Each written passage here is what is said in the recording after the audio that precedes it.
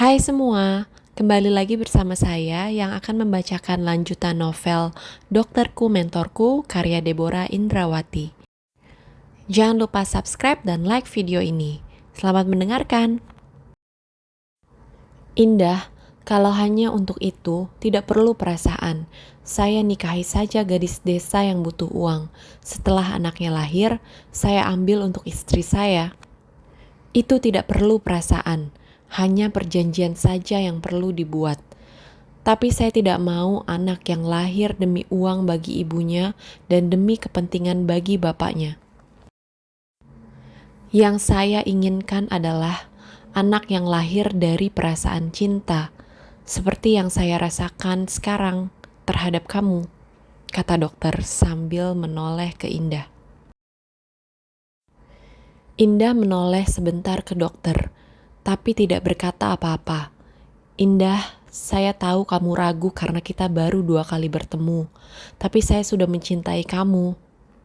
Dari pertama kita bertemu, Indah, lebih lagi setelah saya tahu tentang keadaan rumah tangga kamu, saya semakin ingin mendekati kamu, melindungi kamu, membuat kamu bahagia, kata dokter serius. Saya tidak tahu dok harus berkata apa, karena saya sedang bingung dengan yang ada di perut saya ini, kata Indah.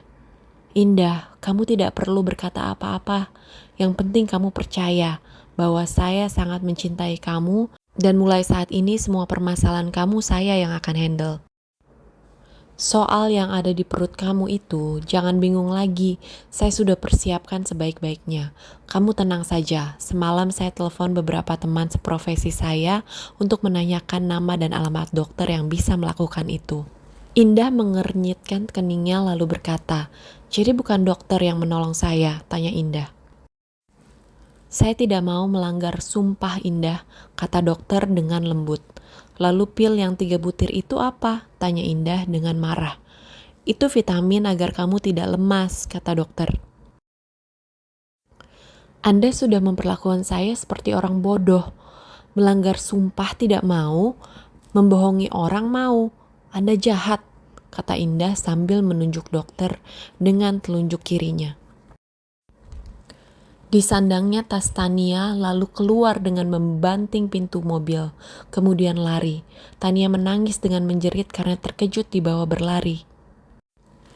Dengan sigap dokter mengejar lalu menangkap dengan memeluk dari belakang.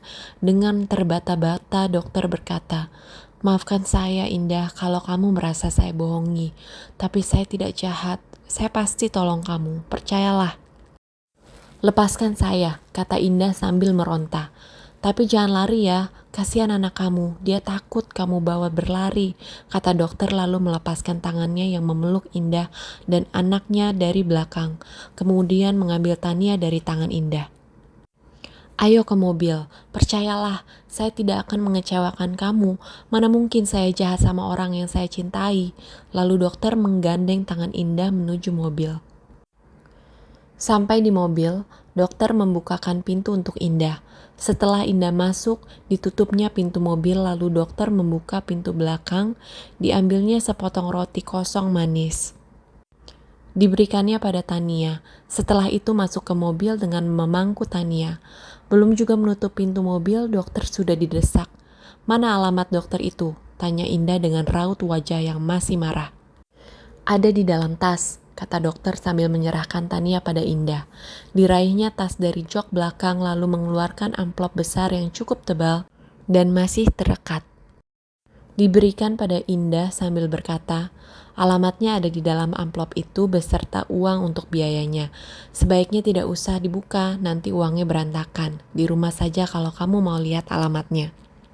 "Alamatnya dekat dari rumah kamu. Tadi pagi sebelum praktek saya langsung survei. Prakteknya tiap hari mulai jam 5 sore. Indah mengambil tas Tania yang ditaruh dekat kakinya. Lalu memasukkan amplop itu di bagian samping yang ada di sletingnya agar tidak tercampur dengan celana-celana Tania. Setelah itu berkata, "Dok, nanti sore saja hantar saya ke sana." "Indah, kalau saya yang mengantar kamu, berarti saya mendukung tindakan ini. Perlu kamu ketahui ya.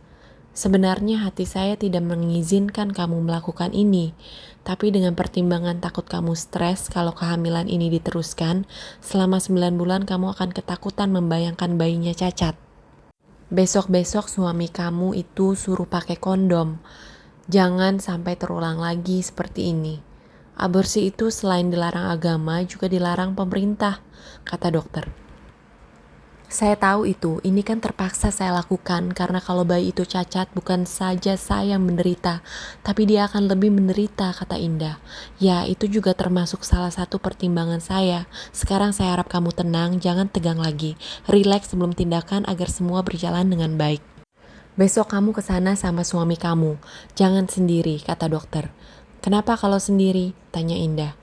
Takutnya kamu pusing setelah tindakan, kata dokter. Tapi Ronald lusa baru pulang, kata Indah. Ya sudah, lusa saja kalau begitu. Yang penting kamu jangan marah-marah lagi seperti tadi, agar emosi kamu stabil menjelang tindakan. Dan saya mohon jangan katakan saya jahat lagi, kata dokter, sambil senyum. Tapi dokter sudah membohongi saya dengan memberi pil yang 3 butir itu, sungut Indah. Saya kan tidak berkata kalau pil itu untuk mengeluarkan, kata dokter. Memang tidak, tapi waktu saya tanya kalau 3 hari tidak keluar, dokter mengatakan temui saya lagi hari keempat, kata Indah.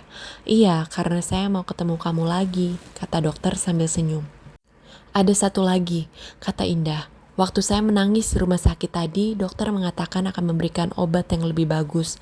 Maksud saya, yang akan saya berikan cinta dan kasih sayang saya, kata dokter dengan senyum. Indah juga senyum.